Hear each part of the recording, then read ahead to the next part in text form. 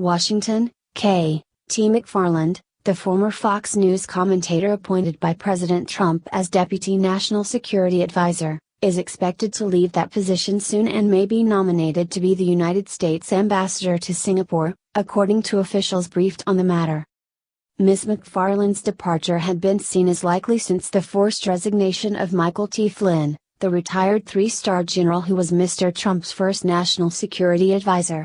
Mr. Flynn's successor, Lieutenant General H.R. McMaster, has been moving to put a more traditionally professional stamp on the operations of the National Security Council. Last week, Mr. Trump signed an order restructuring the Council's Principals Committee along more traditional lines than the version he had initially put in place. It removed Stephen K. Bannon, the White House's chief strategist and a former chairman of the conservative website Breitbart, while adding several officials Mr. Trump's original order had left off, including the chairman of the Joint Chiefs of Staff and the directors of National Intelligence and the CIA. Administration officials briefed on the matter confirmed that Ms. McFarland was stepping down, but said that her departure would not be immediate. The officials also said that her possible nomination for the ambassadorship to Singapore, while likely, had not yet been finalized. CNN reported on April 1 that Ms. McFarland was being offered the diplomatic post in Singapore, and Bloomberg News reported on Sunday that she had been asked to step down. Ms. McFarland's style had grated against some of the professional staff members on the National Security Council, which sees itself as apolitical. For example, while addressing the staff at a meeting after Mr. Flynn's ouster, Ms. McFarland noted that she was wearing shoes from Ivanka Trump's brand, according to an official who was present. At an earlier meeting about 2 weeks into the administration, Ms. McFarland invoked Mr. Trump's campaign slogan, telling the assembled group of career staff members, most of whom had been in the same roles during the Obama administration, that they needed to make America great again. It was not clear whether Dinah Powell, whom General McMaster brought in as Deputy National Security Advisor for Strategy, would succeed Ms. McFarland as the principal deputy.